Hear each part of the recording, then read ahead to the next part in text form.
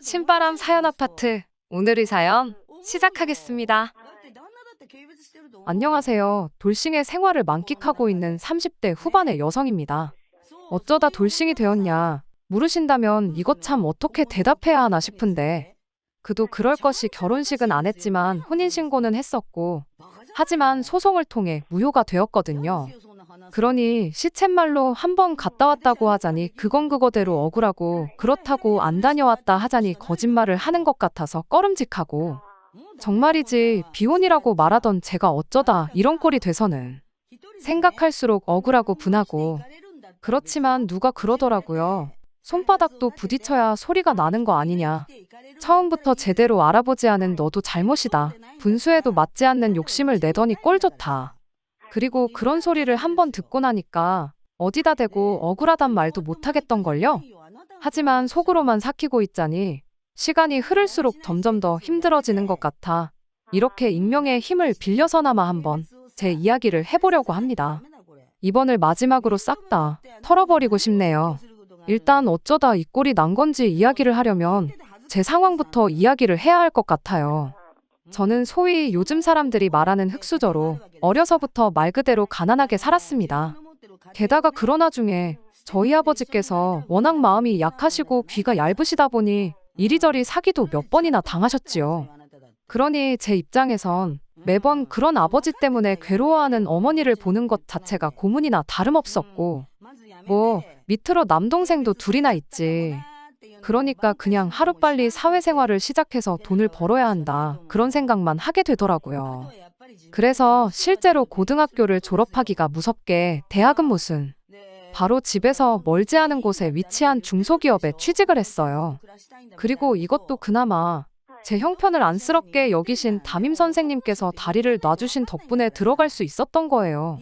그런데 이런 걸 팔자라고 하는 건지는 모르겠지만 전 제가 직장 생활만 시작하면 그래도 그럭저럭 저희 가족이 좀 편하게 살 수 있을 줄 알았거든요. 하지만 웬걸요. 제가 취직하고 얼마 지나지 않아부터 아버지가 편찮으시기 시작하셨어요. 병원을 가봐도 이유를 못 찾는데 아버지는 계속 온몸이 쑤신다, 머리가 아프다. 그리고는 그나마 다니시던 직장까지 관두셨으니 졸지에 저는 가장이 되었고, 그렇게 저희 부모님과 두 동생까지 전부 다 부양을 하게 되었습니다. 저는 족족이 다시 가족을 위해 써야만 했고, 그러다 보니 빚을 지지 않는 게 다행이다 싶을 정도로 아슬아슬한 날들의 연속이었죠. 그리고 그 때문에 마치 19살에 제가 자연스레 대학을 포기했던 것처럼 결혼은커녕 연애조차도 점점 미루게 되더라고요.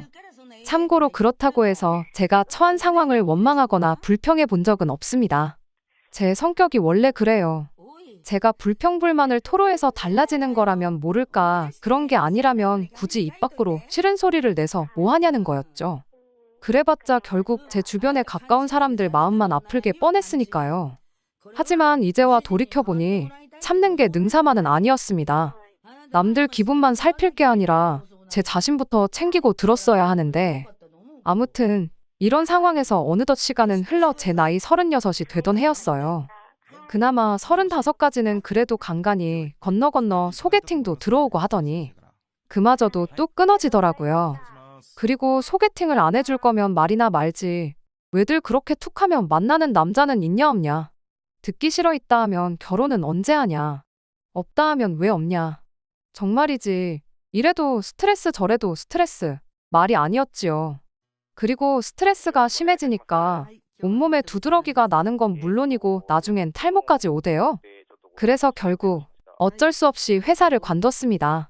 평소에 저를 좋게 봐주셨던 사장님께선 관둘 것까지 뭐가 있냐, 좀 쉬다 와라 하셨지만 아무래도 다른 직원들 눈도 있고 하니 관두는 게 제일 깔끔하더라고요. 그리고 확실히 관두고 나니까 처음에 한두 달은 좀 살 것 같았어요. 말 그대로 숨통이 트이는 기분이었죠. 하지만 그 또한 오래가지는 않았습니다. 이내 불확실한 미래에 대한 근심과 걱정이 하루가 멀다 하고 저를 힘들게 했으니까요. 어른들 말씀대로 노는 것도 놀아본 놈이 놀 줄 안다고. 일을 하다가 안 하니 그것도 고역이더라니까요. 그래서 처음엔 다시 이 회사 저 회사 이력서도 내보고 했는데 아무리 경력이 있다고 해도 나이가 문제가 될 줄이야. 게다가 결혼을 안 했다고 하면 좋아할 줄 알았는데 그럼 이제 곧 결혼할 거 아니냐면서 그걸 또 안 좋게 보는 회사도 생각보다 많은 거예요. 그래서 이런저런 고민 끝에 공무원 시험을 준비하기 시작했습니다. 그리고 수험 과정에 필요한 돈은 고맙게도 동생들이 많이 보태줬어요. 그간 제가 얼마나 자기들을 위해 애썼는지 안다면서 말이죠. 알아주길 바라며 했던 희생은 아니었지만 그래도 알아주니 어찌나 고맙던지. 아무튼 그래서 그렇게 수험 생활을 시작했고 정말 이를 악물고 한 덕분에 1년 만에 합격이란 두 글자를 손에 넣을 수 있었습니다. 그리고 그 무렵부턴 아예 결혼에 대해서도 마음을 접었어요. 내 한 몸 건사하고 살 수 있는 직업도 생겼겠다. 이거면 충분하다 생각한 거죠. 사실 결혼이란 게 그냥 남자 여자 둘이서 서로 좋다고만 될 일도 아니잖아요.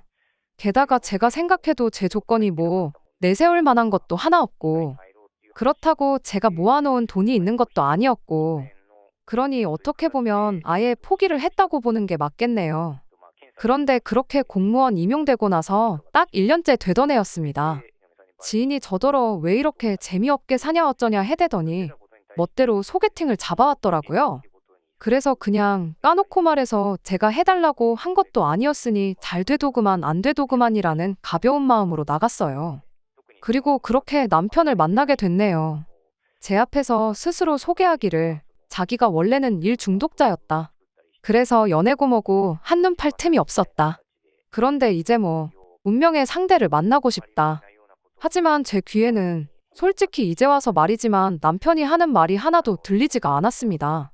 일단 저보다 2살이나 어리다는 점에서 이미 아니다 싶었거든요. 하지만 그런 제 생각을 알 리 없었던 남편은 이후로도 계속해서 적극적으로 저에게 대시를 해오더라고요. 3번이나 찾는데도 계속 애프터 신청을 해오는 식으로 말이죠. 그리고 그 일이 지인의 귀에도 들어갔는지 저더러 너무한 거 아니냐면서 거절을 하더라도 만나서 하라는데 내가 정말 너무했나 싶어서 결국 만났거든요. 그런데 그날 다시 만나보니 2살의 나이 차는 생각할 새도 없이 말도 잘 통하고 한마디로 코드가 맞는구나 싶은 거예요. 그래서 그날을 기점으로 저희는 급속도로 서로에게 가까워졌고 그렇게 연인 사이가 되었습니다.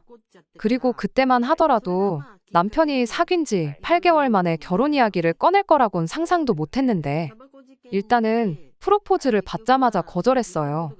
너를 사랑하는 건 맞지만 결혼은 무리라고요. 그랬더니 남편이 그동안 말은 안 했지만 사실 자기가 뭐 한마디로 잘 사는 집 아들이랍니다. 자기가 다니는 회사도 실은 아버지가 대표신데 자기가 몇 년 이내에 물려받을 거라서 지금 일이나 배울 겸 다니고 있는 거라면서요. 그런데 자기가 상황이 이렇다 보니 자기 좋다는 여자들은 하나같이 자기 배경만 보고 들러붙는 것 같았다. 그렇다고 부모님 소개로 만나자니 무슨 정략 결혼도 아니고 거부감부터 들더라. 그러다 저를 만났는데 저는 자기 배경 같은 건 하나 신경 쓰지 않고 자기라는 사람만 봐주더라면서 그래서 절대 저를 놓치고 싶지 않다나요? 그리고 그런 남편의 말은 사실 어느 정도 맞는 말이긴 했어요. 애시당초 제가 결혼까지는 생각지를 않았으니 남편의 배경에 크게 관심을 가질 이유가 없었으니까요. 그런데 오히려 그런 이유로 남편이 저랑 결혼할 생각을 하게 되었다니 사람 일이라는 게 참으로 알 수 없는 거다 싶대요. 그리고 한편으론 지금 생각하면 개똥 같은 소리나 다름없다 싶지만 그 당시엔 아마 콩깍지 때문이었겠죠? 그런 남편의 말이 감동적으로 들렸던 게요. 그래서 결국 남편의 프로포즈를 받아들였습니다. 하지만 결혼 준비를 하는 내내 마음 한켠에서 피어나는 그 찜찜함이란 왜 그런 거 있잖아요. 도대체 이 좋은 조건의 남자가 왜 하필 나 같은 여자랑 결혼을 하려고 드는 걸까? 그리고 이런 고민을 그때도 차마 가까운 사람에겐 털어놓지 못하고 익명의 힘을 빌려 얼굴도 모르는 몇몇 사람들에게 털어놓으며 조언을 구했었는데 누가 그러대요? 제 자격지심 아니냐고요. 그런데 그 말도 맞다 싶었던 게 남편 말대로라면 정말 저는 남편의 조건에 비하면 너무 하찮고 보잘것없는 한마디로 급이 안 맞는 사람이었으니까요. 자격지심이 없었다면 오히려 제 자신이 뻔뻔하게 느껴졌을 거예요. 그리고 그렇게 대부분이 비슷한 의견을 내던 중 또 다른 누군가가 하는 말이 정말 남편의 조건이 다 맞긴 한 거냐? 직접 확인은 해봤냐? 그래서 그때 저도 아차 싶은 생각에 제 나름대로 확인 작업도 하긴 했어요. 남편이 일한다는 회사에 직접 찾아가 본다던가 그런 식으로요. 그랬더니 정말로 그 회사 아들이 맞긴 하더라고요. 그리고 그렇게 제 눈으로 직접 확인까지 하고 나니 마음이 놓이면서도 한편으론 또 한숨이 나오는, 한마디로 하루는 천국이었다 하루는 지옥이었다. 말 그대로 감정이 너를 띄었죠. 게다가 그뿐만이 아니었습니다. 남편이야 그렇다 치더라도 시부모님은 또 입장이 다르실 수도 있잖아요. 사실 부모 입장에선 자기 자식 옆에 누구를 데려다 놔도 성에 차지 않는 법이니까요. 그리고 그러나 중에 저랑 남편을 두고 보자면 그때만 하더라도 제가 보기에도 제가 너무 딸렸으니까. 제가 생각해도 시부모님 입장에선 제가 정말 마음에 안 들 것 같더라고요. 그러니 혹시나 문전박대를 당하진 않을지 정말 별의별 걱정이 꼬리에 꼬리를 물더라니까요. 하지만 그건 다 기우에 불과했습니다. 처음 시부모님 댁에 인사를 드리러 갔던 날부터 상견례 자리에서까지 아무리 남편이 저에 대해서 어느 정도 부모님께 귀띔을 해드렸다곤 해도 사실 이것저것 물어보실 수도 있으셨을 텐데 제가 난처할 법한 질문은 아예 하질 않으셨어요. 그저 이렇게 서로 만나서 사랑을 하고 부부의 영까지 맺게 되었으니 앞으로 잘 살았으면 좋겠다는 말씀만 하실 뿐이셨지요. 게다가 혼수고모고 아무것도 해오지 말라고 대신에 친정 부모님하고 여행이라도 한번 다녀와라 하시는데 이런 시부모님도 세상에 있구나 싶은 게 이게 다 무슨 일인가 싶더라니까요. 그리고 이런 상황을 알게 되신 저희 부모님은 못난 당신들 때문에 제가 여지껏 고생만 하고 산 게 마음에 걸렸는데 지금이라도 좋은 남편의 좋은 시부모를 만나게 되어서 정말 다행이라고 어찌나 눈물을 흘리시던지. 정말이지 남편과의 결혼이 저나 저희 가족에게는 큰 축복이나 다름없었죠. 하지만 지금 듣고 계시다시피 이렇게 됐네요. 그리고 만약 누군가가 이게 다 제가 분수를 생각하지 못하고 욕심을 부려서 그런 거 아니냐고 한다면 저는 작정하고 속이려 드는 사기꾼을 무슨 수로 피해야 하냐고 오히려 되묻고 싶은 심정입니다. 아무튼 지금도 생각하면 한숨부터 나오는데 상견례가 끝나고 얼마 지나지 않았을 무렵이었어요. 원래는 상견례를 기준으로 두세 달 안에는 식을 올리기로 얘기가 되어 있었는데 어째서인지 이런저런 이유로 구체적인 날짜가 정해지질 않는 거예요. 그리고 저는 그게 좀 불만이었는데 저희 부모님께선 이미 그쪽에서도 한두 가지 양보한 게 아니니 너무 재촉하지 말라며 오히려 저를 말리실 뿐이셨습니다. 그래서 잠자코 기다리고 있었는데 하루는 남자친구가 대뜸 약혼식 얘기를 꺼내더라고요. 시부모님께서 용하다는 철학원에서 정말 좋은 길이를 받아다 주시려다 보니 이렇게 시간이 걸린다면서 그게 미안해서 일단 약혼식이라도 하라고 하셨다면서 말이죠. 그리고 저는 그런 남편의 말에 괜찮다고 했습니다. 가뜩이나 제가 해가는 것도 없는 마당에 약혼식이라니. 막말로 제가 그럼 약혼식은 내가 부담할게 할 수 있는 상황도 아니었고 그렇다고 남편이나 시부모님께 약혼식 비용까지 부담케 하는 것도 말이 안 된다 싶었으니까요. 하지만 남편의 고집은 보통이 아니었습니다. 다 해주실 만한 능력이 되니까 그런 말씀도 꺼내신 게 아니겠냐면서 저더러 너무 부담 갖지 말라면서요. 그래서 결국 양쪽 집안에 가까운 친인척 대략 10명 남짓 정도만을 초대하여 조촐하게 약혼식을 했어요.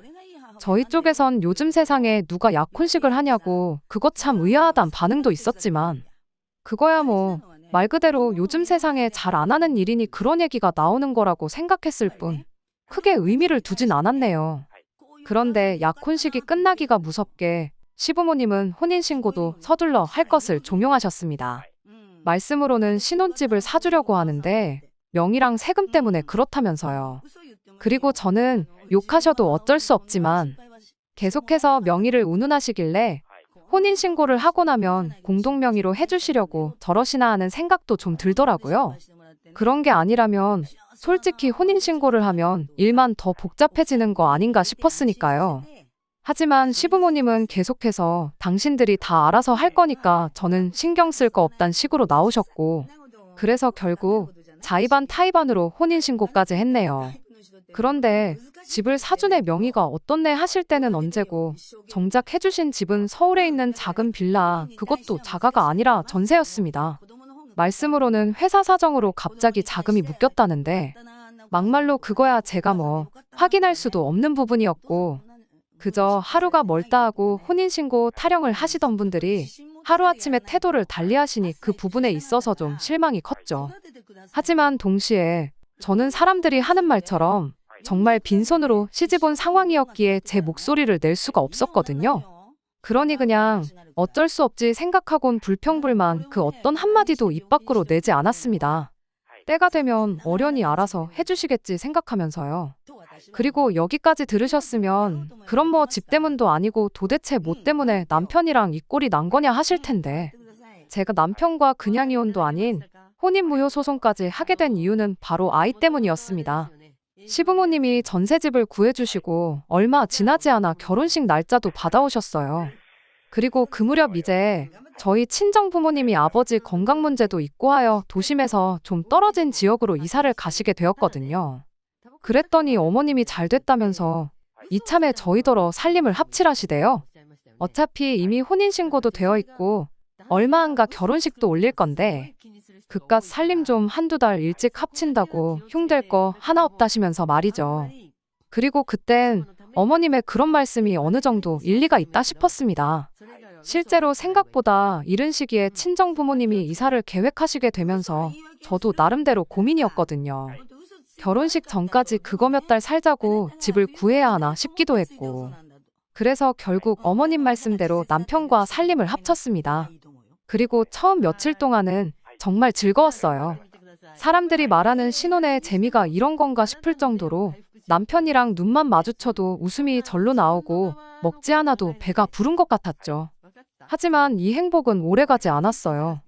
살림을 합친 지 2주쯤 되던 어느 날 남편이 웬 어린아이를 집에 데리고 왔더라고요. 그리고 저는 당시만 하더라도 약혼식에서 본 남편의 친인척을 제외하곤 아는 사람이 거의 없었거든요. 그래서 남편에게 누구냐고 물으니 자기 사촌 누나네 아이랍니다. 그런데 사촌 누나가 여행을 가서 자기가 며칠 동안 봐주기로 했다나요? 본 적 없는 사촌 누나의 아이를 그것도 며칠씩이나 봐주기로 했다니. 그것도 저랑 상의 한마디도 없이.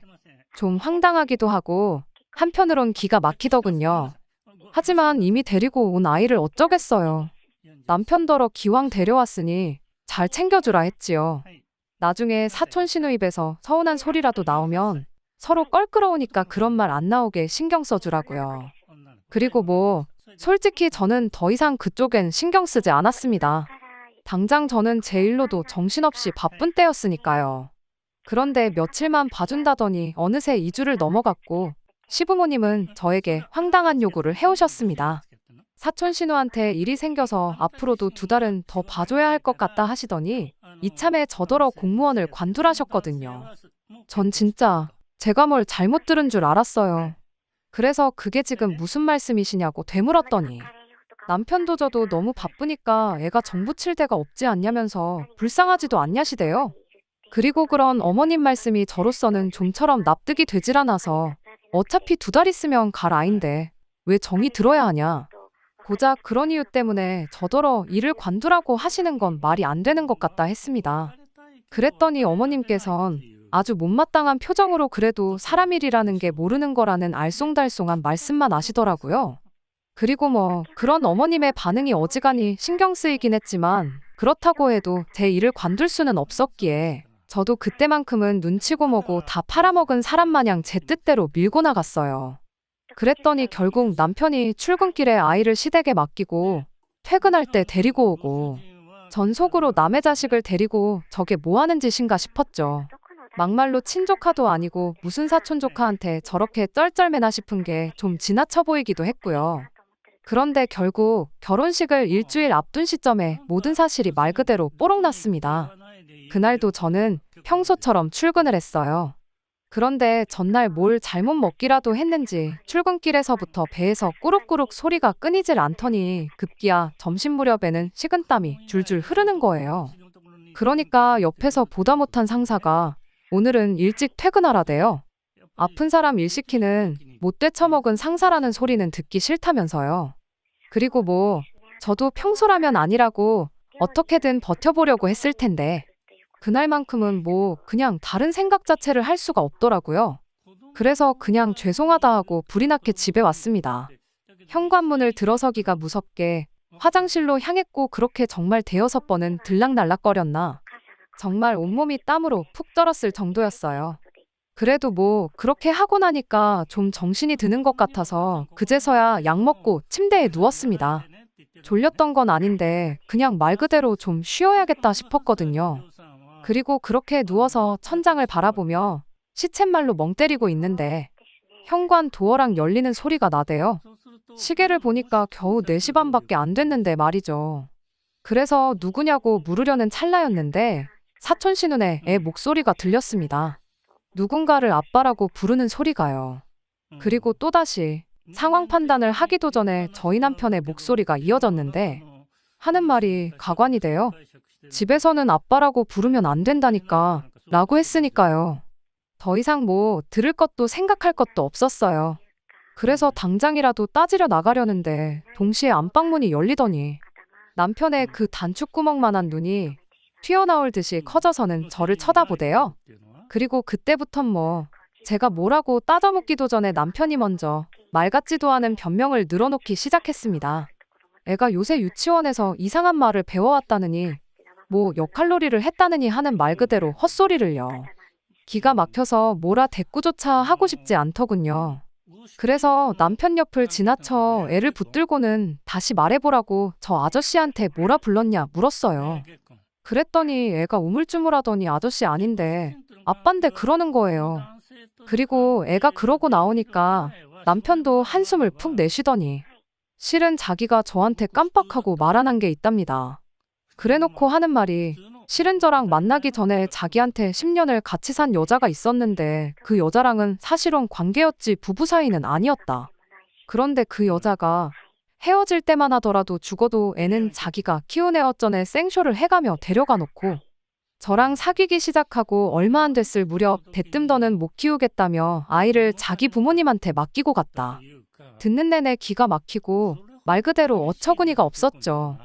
마치 살 게 있었는데 깜빡했었다는 것처럼 대수롭지 않다는 듯 말을 안 했다고 하는 것도 어이가 없고 사실혼이라서 이혼은 아니니까 굳이 말해야 한다고 생각을 못 했다는 것도 황당했고 그래서 남편한테 그게 지금 할 소리냐니까 자기는 지금 그 어느 때보다 솔직하다면서 한다는 말이 자기가 저한테 바라는 건 없답니다.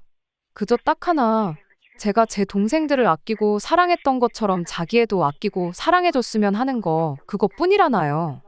그리고 실제로 그렇게 해줄 거란 믿음이 있었기에 자기도 자기 부모님도 다른 어떤 것도 고려하지 않고 저를 선택한 거라는데 그런데 제가 애 때문에 직장을 관두는 일은 없을 거라고 하는 걸 보곤 솔직히 자기네야말로 좀 실망을 했답니다. 정말 뻔뻔하지 않나요? 전 정말 억장이 무너진다는 게 이런 거란 걸 그때 알았어요. 그리고 그렇게 1시간 가까이 대화랄지 싸움이랄지 아무튼 이어가다가 결국 남편이 시부모님께 연락을 드렸습니다. 걸렸다. 아내가 다 알았다는 한마디와 함께요. 그랬더니 30분이 되기도 전에 두 분 다 저희 집으로 오셨더라고요. 특히 어머님은 평소에 어머님의 트레이드마크라고 할 수 있는 뽕머리와 빨간 입술까지 잊으신 채 허둥지둥한 모습으로 오셨지요. 그리고 전 솔직히 두 분이 남편만큼이나 저에게 미안하다고 말씀하실 줄 알았는데 오히려 이제 다 들켰다 후련하다 그런 심정이셨는지 아주 당당하게 저에게 아이 양육을 강요하기 시작하셨습니다. 이미 혼인신고까지 한마당에 그럼 남편애도 제 애나 마찬가지라고. 기왕 이렇게 된 거 눈 딱 감고 애만 잘 키우라나요? 그리고 저는 당연히 그렇게는 못 산다 싫다 했습니다. 그랬더니 아버님은 마구잡이로 화만 내시고 어머님은 같은 여자로서 하는 말이라며 이혼녀 딱지 달고 그 월급 200 주는 공무원 하며 사느니 사모님 소리 들어가며 사는 게 100배 1000배 낫지 않겠냐. 애도 엄마 손 타는 나이만 지나가면 선생님 붙여주고 하면 되는 거 네 속 썩을 일 없게 해주겠다. 그런데 그 어떤 가머니설도 소용이 없었던 게 일단 남편이 저를 고의적으로 속인 건 사실이었잖아요.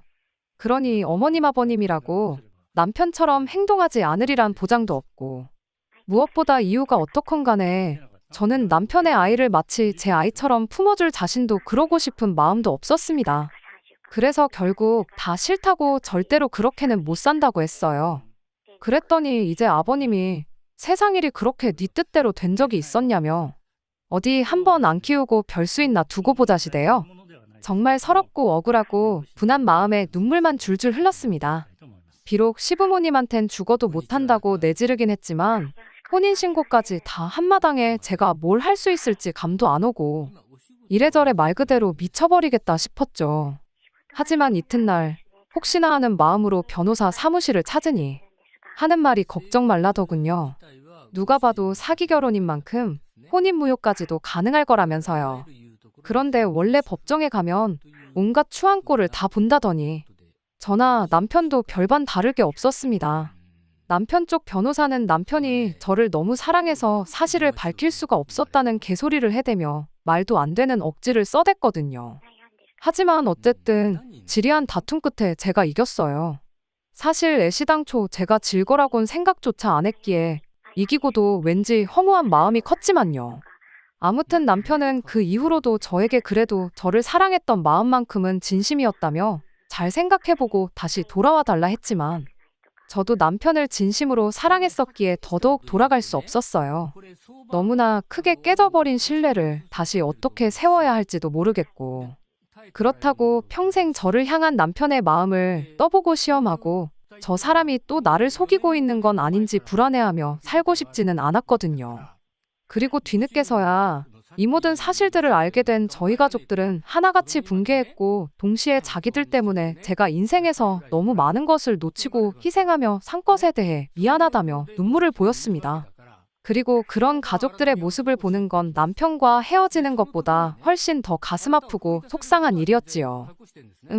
제 인생에 어쩌면 남편이나 결혼 같은 건 더 이상 없을지도 모릅니다. 하지만 이제 정말 더는 요만큼의 미련도 없어요. 그저 제가 처한 상황에서 욕심내지 않고 제가 맡은 일을 묵묵히 해나가며 그렇게 하루하루를 소중히 보내고 싶을 뿐이네요. 끝까지 들어주셔서 감사합니다. 오늘의 사연은 여기까지입니다. 구독과 좋아요, 알람 설정 부탁드리고 더 좋은 사연으로 다시 찾아뵙겠습니다. 감사합니다. 신바람 사연 아파트 오늘의 사연 시작하겠습니다. 안녕하세요. 없는 형편의 두 사람 힘을 합쳐 열심히 살면 사는 게 조금 고달플지언정 같이 고생하는 만큼 행복하게 잘 살 수 있을 거라 믿었는데 이렇게 파혼하게 되다니. 결혼 준비하면서 파혼하는 사람들이 그렇게 많다는데 그게 제 이야기일 줄은 한 번도 생각해 본 적 없었어요. 말씀드렸다시피 저희 집이나 예비 신랑 집이나 형편이 그렇게 넉넉한 편은 아니에요. 굳이 따진다면 저희 집이 예비 신랑에 비해서 조금 더 나은 편이긴 해요. 재산이나 그런 게 더 많아서 형편이 낫다기보단 저는 외동인데 예비 신랑은 밑으로 동생이 둘이나 더 있거든요. 예비 신랑이 취직하자마자 집에서 나와 혼자 지내고 있는 것도 그 이유가 가장 커요. 부모님 집에서 살면 생활비야 조금 덜 들겠지만 동생들 용돈 챙겨주고 부모님 생활비 보태드리고 하면 모으는 돈이 하나도 없겠다 싶었고 차라리 월세 20만 원 내고 혼자 지내는 게 더 싸게 먹힌다는 계산이었거든요. 저도 직장 생활 시작하면서 그때부터 집에서 나와서 살기 시작했어요. 하지만 예비 신랑과는 상황이 많이 달랐죠. 일단 독립해 나올 때 집에는 단순히 출퇴근 문제 때문에 독립을 하는 거라고 설명하긴 했지만 저는 예비 신랑과는 반대로 저희 부모님이 어떻게든 저를 도와주고 싶어 하시는 게 부담이 돼서 집을 나온 이유가 더 컸습니다. 제가 직장이 생긴 만큼 부모님을 도와드려도 모자랄 판국에 괜히 저 때문에 안 먹어도 그만인 고기 반찬 끼니마다 하나씩 챙겨주시려고 하고 어떻게든 제가 월급을 받는 대로 고스란히 모을 수 있게 자꾸만 안 해도 되는 지출을 하려고 하시는 부모님이 반대로 부담이 돼서 집을 나온 이유가 더 컸어요. 20대 중후반 많지 않은 나이로 결혼을 결심하게 된 게 서로 각자 다른 이유긴 했지만 어쨌든 집에서 나와 독립된 인생을 살고 싶었던 이유도 컸습니다. 게다가 두 사람 다 집에서 나와 살고 있는데 결혼해서 한 집으로 살림을 합치면 얼마 안 되긴 하지만 한 사람분 월세나마 줄일 수 있고 결혼 전에 돈 모아서 결혼하나 결혼하고 나서 돈을 모으나 그게 그거라는 생각도 들었거든요. 결혼하고 나서 돈을 모은다면 가정이 생긴 만큼 저희들도 더 아껴 쓰게 될 테고, 양가 집에서도 결혼해서 살림 꾸리고 있는 자식들에게 경제적인 지원을 쉽게 기대하지 못할 테니까. 여러모로 결혼을 하루라도 일찍 하는 게 낫다는 판단이었습니다. 조금 이기적으로 보일지는 몰라도 일단 우리가 당장 돈 얼마 들이면서 생색내는 것보다 한 살이라도 어린 나이에 바짝 고생해서 하루라도 빨리 안정된 가정을 꾸리는 것이 당장 양가 집에 돈 얼마씩 도와주는 것보다 순서가 먼저다라고 생각을 했기 때문이에요. 그렇다 보니 결혼할 때 부모님 도움은 기대도 안 하고 있었습니다. 둘이 있는 돈 없는 돈 끌어모아 월세에 새들어 살지언정 부모님 도움 없이 두 사람 힘만으로 한번 잘 살아보자고 결혼을 준비하고 있었죠. 결혼을 이른 나이에 하기로 한 만큼 저희 주머니 사정이 넉넉한 편은 아니었습니다. 제가 모아놓은 돈이 2천에 일할 때 필요해서 구매한 중고차 한 대가 전부였어요. 예비 신랑은 현금으로만 3천을 가지고 있었고요. 그래도 이쪽 지역이 10평대 오래된 아파트를 전세로 잘 구하면 1억 정도면 들어갈 수 있는 그런 지역이다 보니 둘이서 합쳐 5천이 그렇게 쪼들린다는 느낌은 없었습니다. 대출 5천 받아서 이자 내는 거나 한 사람분 월세 내는 거나 거기서 거기니까 그렇게 월세 낸다는 심정으로 차곡차곡 돈을 모아서 조금씩 집을 넓혀나가면 된다고 생각했어요. 우리 부모님 세대가 그랬던 것처럼 한번 맨 땅에 헤딩 한번 해볼 생각이었습니다. 꿈도 그렇게 큰 편도 아니었어요. 월급 모아서 살 수 있는 집이 요즘 세상에 한계가 있잖아요. 그냥 나중에 아이 둘 낳고 내 가족이서 부족함 없이 살만한 그런 적당한 아파트 구하고 나면 그때부터는 돈 욕심 그만 부리고 그때부터 우리 두 사람 인생도 즐기고 아이들 키우면서 화목한 가정도 이루며 동시에 가족들도 챙기고 그럴 생각이었습니다. 결혼 날짜를 비수기로 잡으면 또 생각보다 많이 아낄 수 있었다 보니 결혼식 날짜 잡는 것도 서두를 게 없었죠. 그렇게 어떻게든 결혼 비용도 한 푼이나마 더 아낄 생각하면서 이리저리 백방으로 알아보면서 한참 결혼 준비를 하고 있었어요.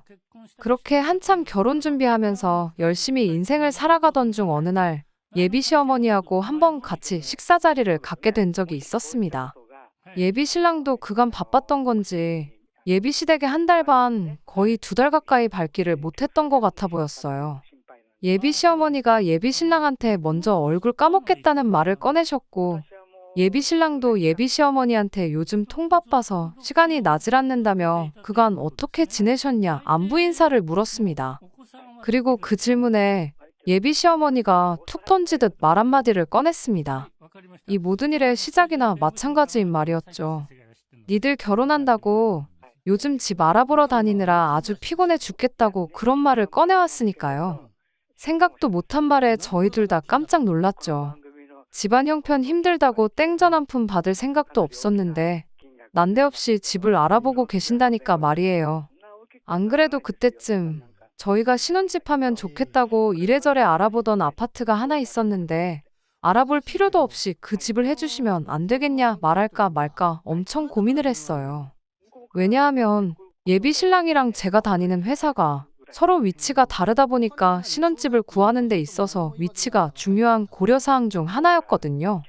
물론 제가 차가 있는 만큼 신혼집 위치가 어디든 간에 조금 유리한 편이기는 했지만 그래도 일할 때도 하루 종일 운전해서 다니는데 출퇴근 거리라도 조금 가까웠으면 싶은 욕심이 있었거든요. 그런데 예비 시어머니는 그런 부분은 하나도 모르는 상황일 테니까 집을 어디에 구해야 하는지는 생각도 못하고 계실 거 아니겠어요? 그래도 일단은 입 꾹 닫고 가만히 있었죠. 그런 거에 대해서 이야기를 꺼낸다면 그건 제가 아니라 아들인 예비 신랑이 물어보는 게 맞다고 생각했거든요. 하지만 예비 신랑은 그날 우리 신혼집에 대한 이야기를 꺼내지 않았어요.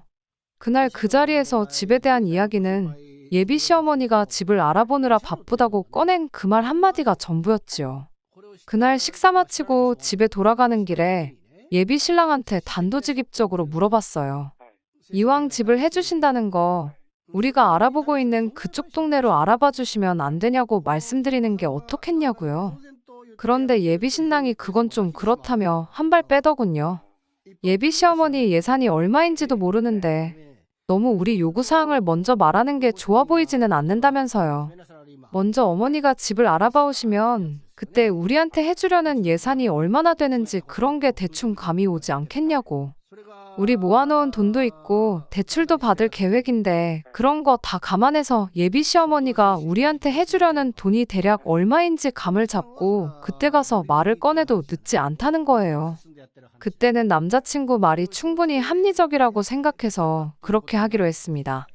뭐 저라고 당장 2천만 원 가진 게 전부인데 거기다 대고 감이 좋다 배가 좋다 하는 것보다 나중에 결혼했을 때 시어머니와의 관계나 그런 것까지 생각해보면 일단 당장 내 의견을 고집하지 않는 게 좋다는 생각이었거든요. 그리고 저는 그 길로 부모님 댁에 들러서 이 이야기를 전했어요. 저희 부모님께서는 집까지 해준다는데 딸 자식 시집 보내는 입장에 아무것도 안 해서 보낼 수는 없지 않냐며 그 주에 노후 자금으로 준비하고 계시던 적금에 보험도 몇 개 해지해서 현금 4천만 원을 만들어 주셨습니다. 예비 시댁에서 신혼집을 얼마짜리를 해줄지는 모르겠지만 그래도 부모님 돈 4천에 내 돈 2천. 차 한 대 이렇게 가져가면 그래도 26 나이치고 충분히 손 부끄럽지 않게 가져가는 거라 생각했어요. 그런데 또 이렇게 부모님 지원을 받고 나니까 여유가 생긴 만큼 욕심도 생기더라고요. 부모님이 돈을 해주신 만큼 제 돈에 남자친구 돈까지 합치면 거의 1억에 가까운 거금이 되었잖아요. 예비 시어머니가 집을 해준다고 한다 치면 암만 그래도 30평대 아파트를 턱하니 해줄 형편이 안 되는 거 뻔히 아는데 해주셔봐야 저랑 예비 신랑이 알아봤던 그 10평대 아파트 정도 해주시는 게 최대일 테고 그 10평 남짓한 집에 신혼살림으로 1억을 채우는 게 사실상 말도 안 되는 일이잖아요. 예비 신랑 돈은 따로라고 쳐도 앞으로 결혼식 하면 축의금 들어올 것도 있고 결혼 비용으로 나가는 돈도 이래저래 본전은 치게 될 텐데 그렇다고 당장에 1억이나 되는 큰 돈을 그냥 통장에 묶어두고 놀릴 수도 없는 노릇이기도 했고요. 그래서 그냥 예비 시어머니가 집을 알아봐 줄 때까지 기다리는 게 아니라 아싸리 예비 시댁에서 집으로 해주려던 돈에 우리 돈까지 전부 합쳐가지고 이참에 그냥 대출도 하나 받지 않고 적당한 아파트 하나를 매매하면 좋겠다 싶었습니다. 그렇게 하면 예비 신랑과 저희 인생 계획에 있어서 몇 년은 절약하고 들어가는 거나 마찬가지였거든요. 전세로 시작해서 최대한 돈을 모아가지고 더 좋은 집으로 이사 나가는 그 계획에서 시작 단계부터 몇 단계 뛰어넘을 수 있는 건데 이보다 더 좋은 방법이 또 있겠나 싶었죠. 그렇게 예비 신랑에게 우리 집에서도 4천을 지원해주기로 했다는 그 기쁜 소식을 전하며 제 생각도 동시에 이야기했어요. 예비 신랑도 듣고 보니 제 말이 일리가 있는 소리라며 어머니가 집을 구해줄 때까지 기다리는 것보다 네 돈 내 돈 할 것 없이 전부 모아 합쳐가지고 집을 매매하는 쪽으로 이야기를 해보겠다고 기대에 차서 이야기를 해왔어요. 그런데 한국말은 끝까지 들어봐야 안다는 말이 그 말이 뭔지 딱 알겠더라고요. 예비 시어머니가 꺼냈던 니들 결혼한다고 집을 알아보고 있다던 그 말이 전후 사정 생각 안 하고 맨 처음에 나온 니들 결혼이라는 그 말 한마디 때문에 저희가 착각을 했던 겁니다. 저희 결혼 때문에 집을 구하는 건 맞았지만 저희 살 집을 구해준다는 게 아니고 당신들 이사 나갈 집을 알아보고 있었던 거예요. 예비 신랑 밑으로 동생들이 지내기 좀 더 편한 곳으로 말이죠. 저희 결혼하는 건 결혼하는 거고 이사는 이사대로 따로였던 겁니다. 사실 그걸 가지고 누구 탓을 할 수는 없었어요. 우리가 김치국을 마셔도 한참 잘못 마신 거였으니까요. 하지만 저희 부모님은 그것 때문에 들고 있던 보험도 잘 모으고 있던 적금까지 깼는데 그거 생각하면 정말 저희 부모님 볼 면목이 없더군요. 집에 가서 부모님께 어떻게 말을 꺼내야 하는지도 정말 고민이었어요. 거의 2주 가까이 그 충격에 결혼 준비도 뒷전으로 미루고 걸려오는 부모님 전화도 피하고 혼자서 쓸데없는 고민하는데 시간을 허비했습니다.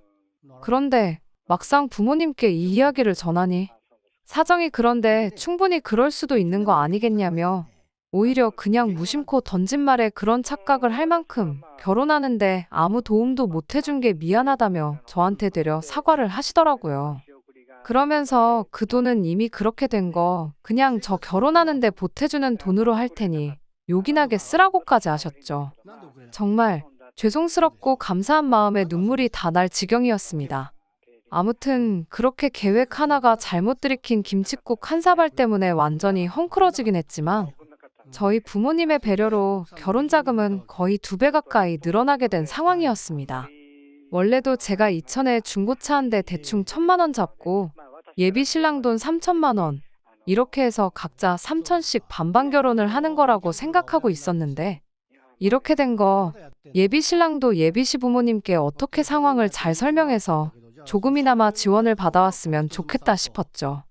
그렇게 되면 반반 결혼 맞춰서 하는 거니 어디서 말 나올 것도 없고 그렇게 하는 게 공평한 거니까 말이에요. 그렇게 되면 둘이 각각 7천씩 1억 4천 정도를 해오는 게 되는 거니까. 애초에 계획했던 것처럼 대출금 껴서 신혼집을 전세가 아니라 매매로 들어가면 좋겠다는 생각이었습니다. 그것만 해도 당초 저희 계획에서 한 계단 뛰어넘어 시작하는 거나 마찬가지였으니 말이죠.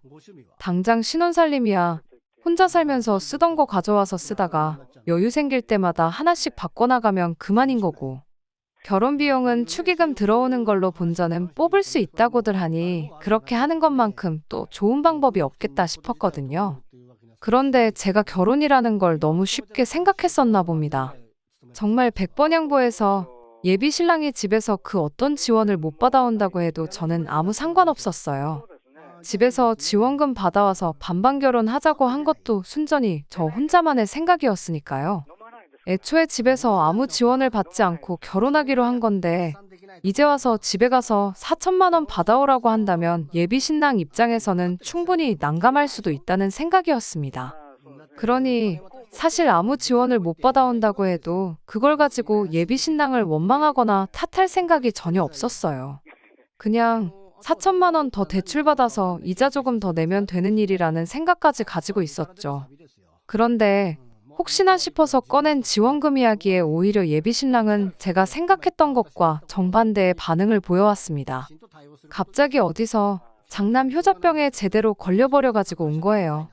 4천만 원 이야기를 꺼내니 되려 예비 신랑이 안 그래도 저한테 기니 할 이야기가 있었다며 입을 열었습니다. 집에서 지원을 받아오는 게 아니라 자기가 결혼 자금으로 모아놓은 3천만 원을 자기 가족들한테 주고 싶다는 거예요. 그게 무슨 소리냐 했더니 자기가 너무 돈 생각만 해서 여지껏 가족들을 너무 모른 척 했던 것 같다는 겁니다. 이제 와서 부모님이 왜 이사를 가시는 건가 생각해봤다는 거예요. 자기가 집을 나가 산 지도 어언 3년 차가 되어 가는데 동생들 편하게 해주려고 이사를 가는 거면 갔어도 진작에 갔으면 됐었다는 거죠. 그래서 그 이유를 예비 시어머니한테 여쭈어봤는데 어머님 대답이 이랬답니다. 혹시나 예비 신랑이 혼자서 사는 게 너무 고달프고 힘들면 집에 돌아오고 싶어 하지 않을까봐 이사를 못했다는 거예요. 예비 시댁이 예비 신랑이 다니는 회사랑 거리가 그나마 가까운 편이거든요.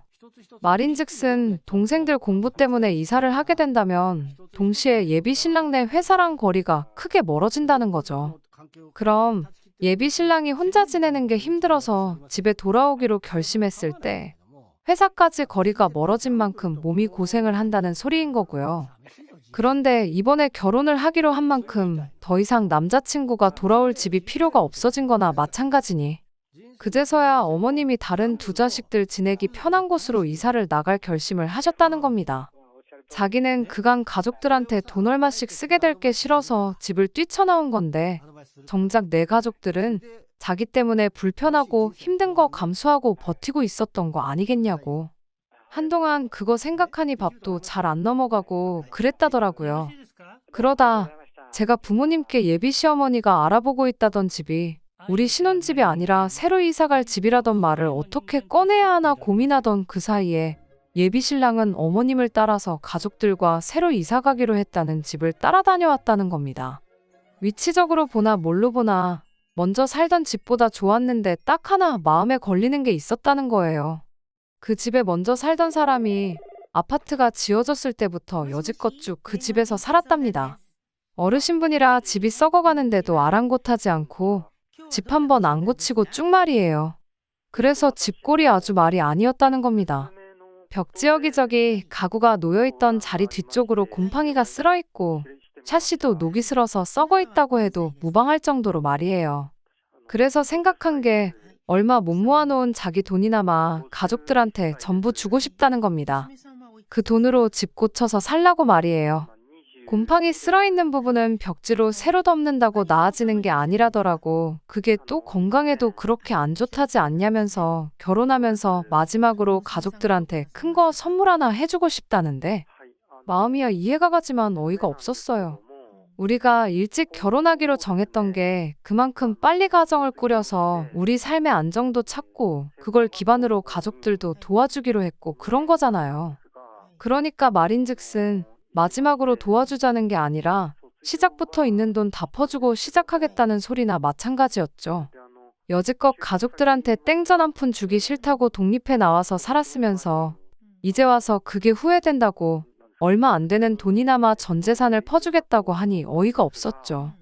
예비 신랑한테 나라고 우리 부모님 안 도와주고 싶겠냐고.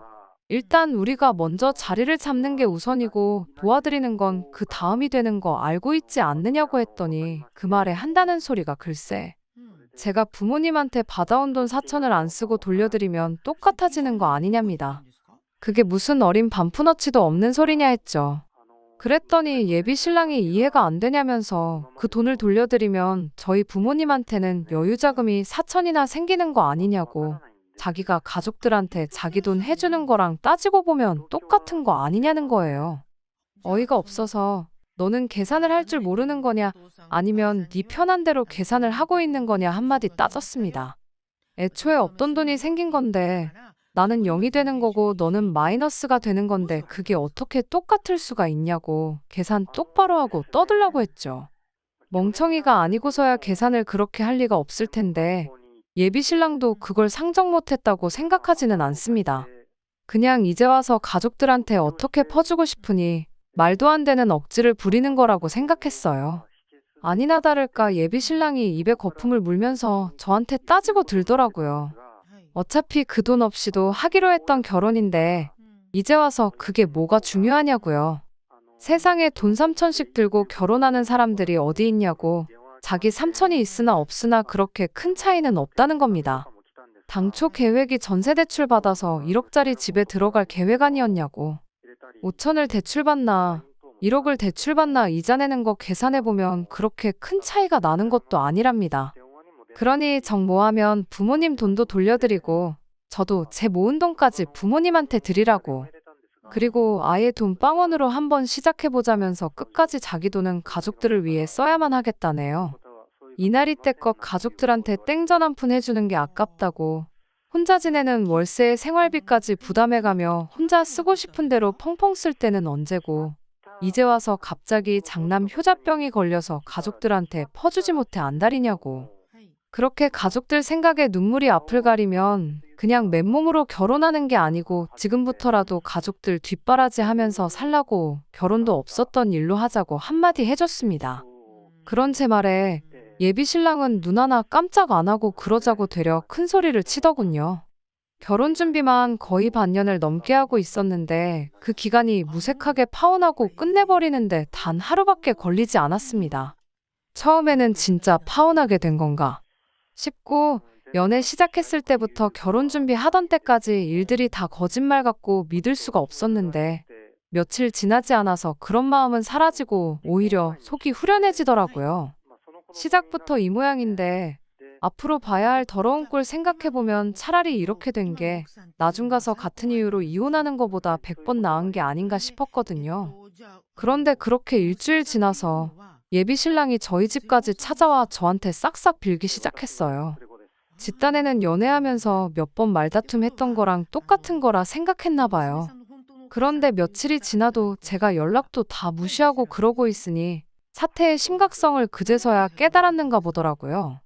그날 사과를 했어도 모자랄 판에 이젠 파혼으로 협박까지 하려는 사람인 걸 알았는데 이런 사람과 결혼할 이유가 하나도 없다 싶었어요. 그렇게 예비 신랑한테 구질구질하게 집까지 찾아오지 말라고 가서 가족들 뒷바라지나 실컷 해주라고 속 시원하게 한마디 해주고 얼굴에 소금까지 뿌려줬어요. 재수 온 붙는다고 얼른 꺼지라고요. 26 나이로 부모님 신세지기 싫다고 걱정 끼쳐드리기 싫다고 뭐 하나 가진 거 없는 상태에서 결혼하려고 했던 게 참 후회가 됩니다. 오히려 그것 때문에 부모님이 제 걱정만 실컷 하게 만든 격이니 말이에요. 옛날이면 진작에 결혼해서 벌써 애도 있을 나이긴 하지만 지금은 그렇게 많은 나이도 아니잖아요. 어린 나이로 이혼녀 딱지 달고 사는 것보다야 이렇게 파혼해서 인생의 두 번째 기회를 얻은 게 오히려 다행이다 싶습니다. 늦은 나이도 아닌데 천천히 제 능력 쌓아가고 좀 더 준비해서 그 인간보다 좀 더 제대로 된 동반자를 찾으려고요. 예비 신랑은 끝내 자존심 지키려고 했던 건지 여태 모은 돈으로 끝내 가족들 새로 이사간 집 리모델링을 해줬는가 보더라고요. 아들이 파혼까지 해가며 고쳐준 집인데 아무쪼록 가족들이 알콩달콩 그 집에서 행복하게 지냈으면 좋겠습니다. 끝까지 들어주셔서 감사합니다. 오늘의 사연은 여기까지입니다. 구독과 좋아요, 알람 설정 부탁드리고 더 좋은 사연으로 다시 찾아뵙겠습니다. 감사합니다.